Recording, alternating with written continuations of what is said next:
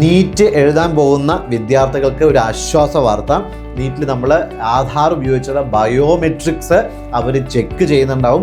അതിനകത്ത് എന്തെങ്കിലും സംഭവിക്കുകയാണെങ്കിൽ ആ വിദ്യാർത്ഥിയുടെ ആ പരീക്ഷയും അതേപോലെ തന്നെ ചിലപ്പോൾ ഒരുപക്ഷെ എഴുതാനുള്ള അവസരം വരെ നഷ്ടപ്പെടാനുള്ള സാധ്യത ഉണ്ടായിരുന്നു.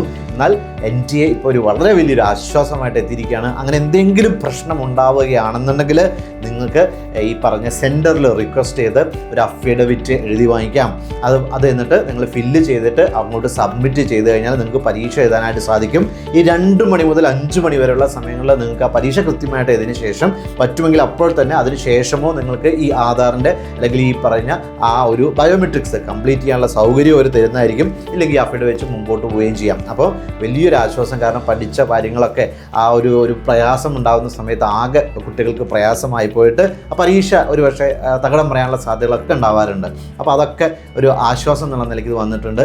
ഇനി കമ്പ്യൂട്ടറിൻ്റെ പ്രശ്നം കൊണ്ടോ അല്ലെങ്കിൽ ബയോമെട്രിക് ഇഷ്യൂ അവരുടെ ആ ഒരു സോഫ്റ്റ്വെയറിൻ്റെയോ അല്ലെങ്കിൽ ഹാർഡ്വെയറിൻ്റെ ഇഷ്യൂയോ മറ്റെന്തെങ്കിലും കണക്ടിവിറ്റി പ്രോബ്ലമോ അങ്ങനെയൊക്കെ ഉണ്ടാവുകയാണെങ്കിലും നിങ്ങളെ ആ പരീക്ഷ എഴുതുന്നതിൽ തടസ്സപ്പെടുത്തില്ല, അല്ലെങ്കിൽ നിങ്ങൾക്ക് എൻട്രി തരാതിരിക്കില്ല, അല്ലെങ്കിൽ മൊത്തത്തിൽ പ്രശ്നമാക്കില്ല എന്നുള്ള അതിനുവേണ്ടി കൃത്യമായിട്ടുള്ള ഗൈഡ് ലൈൻസും NTA സ്ഥാപനങ്ങൾക്ക് ആ പരീക്ഷ നടക്കുന്ന സെൻറ്ററിന് കൊടുത്തിട്ടുണ്ട്. അപ്പോൾ ഒരുപോലെ വിദ്യാർത്ഥികൾക്കും മാതാപിതാക്കൾക്കും ആശ്വാസം നൽകുന്നതാണ്. അപ്പോൾ തീർച്ചയായിട്ടും ആ ഒരു കോൺഫിഡൻസ് മക്കൾക്കും ഉണ്ടായിക്കോട്ടെ. കാരണം ടെൻഷൻ വേണ്ട. ആ ഒരു ദിവസത്തെ ആ ഒരു പ്രോസസ്സിൽ ഏറ്റവും പ്രശ്നമുള്ള ഒരു പ്രോസസ്സായിട്ടാണ് ഈ ഫ്രിസ്കിങ്ങും അതിനുശേഷമുള്ള ഇത്തരത്തിലുള്ള ആ ഒരു വെരിഫിക്കേഷൻ പ്രോസസ്സുകൾ ഉണ്ടായിരുന്നത്. ഓക്കെ, അപ്പോൾ അത് നിങ്ങളെ പ്രശ്നമില്ലാത്ത രീതിയിൽ ഹെൽപ്പ് ചെയ്യുന്നുണ്ട് NTA. വളരെ സന്തോഷം, ആശ്വാസം. പരീക്ഷ ഏറ്റവും ബെസ്റ്റായിട്ട് ഉണ്ടാവട്ടെ. Wish you all the best.